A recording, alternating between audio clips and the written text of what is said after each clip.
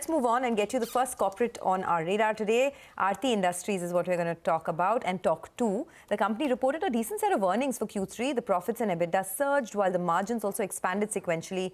It was above street estimates. Rajendra Gogri, who's the chairman and managing director at Aarti Industries, joins us now. Mr. Gogri, in the 9 months of this year, it's a pretty healthy growth. I mean, it's almost a 24% growth that you've seen in your top line. Can you tell us how has demand been so far in Q4?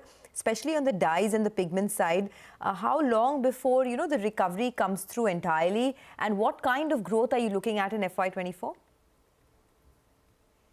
Yeah, no, dyes, pigment and other discretionary, the demand has been slow. But we see that the recovery happening in partly in some in this quarter and next 2-3 quarters. I think discretionary demand should reach to a normal level. And over next 2 years, we are expecting about 25% CAGR growth in EBITDA. The FY24 growth may be around 20% and FY25 around 30%. So FY24 growth is 20% on the top line, is it? No, it is. Generally, we are looking at more at EBITDA and bottom line because top EBITDA, line varies with the crude prices. Of course. And the top line is not that much dependent on the profitability. Okay, so got it. So FY24 EBITDA growth, are you looking at 20%? Can you tell us how much is the discretionary segment as a percentage of revenues? I'm asking because if there is a slowdown there, which could perhaps take a few quarters to recover, then will that slow down your overall growth as well?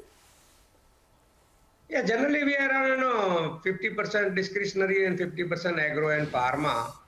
And that's why we are targeting around 20 for the next year, looking at the slowdown, and more towards 30 in the subsequent year.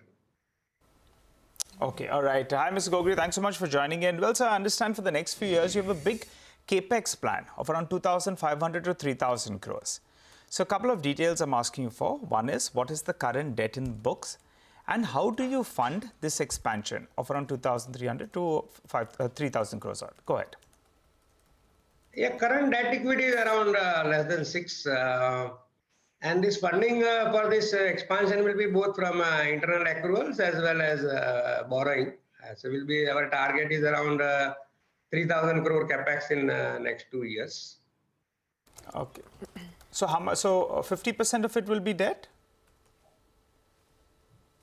Yeah, I think it will be of similar style, yes.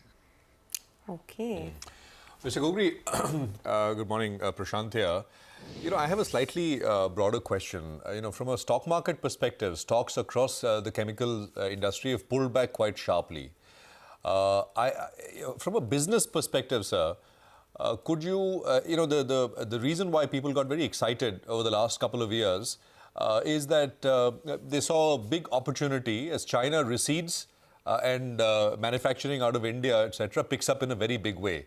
Is that as a theme intact if you look ahead over the next 5-10 years, is that changing? I mean, we need to kind of readjust expectations. I just wanted to get a broader sense from you to begin with. Go on. No, that is a very structural change. When people talk China plus one for chemical, India is virtually the only one. And there is definitely a demand from global customers of chemical from India. And that's why, like company like us are putting a lot of capex. A lot of other companies are also putting capex. So that is a very structural thing and at least should continue till 2030. So I think... Okay. there is no change in that. Okay, got that. Are there any more margin levers for you on the upside? You have signed that long-term agreement with Deepak Fertilizers for nitric acid. How much cheaper could it be for you and how would that aid your margins? Is there scope to go above the 16-17% band? Yeah, we have this raw material based formula with Deepak Fertilizers. So that kind of gives a steady, visible pricing. And it will be definitely cheaper than the normal market prices. As far as the margin is concerned, margin changes with the raw material prices. At constant raw material prices, we expect our margins to go up going forward. as the new products will be more value-added products from the Capex what we are planning in next 2 years.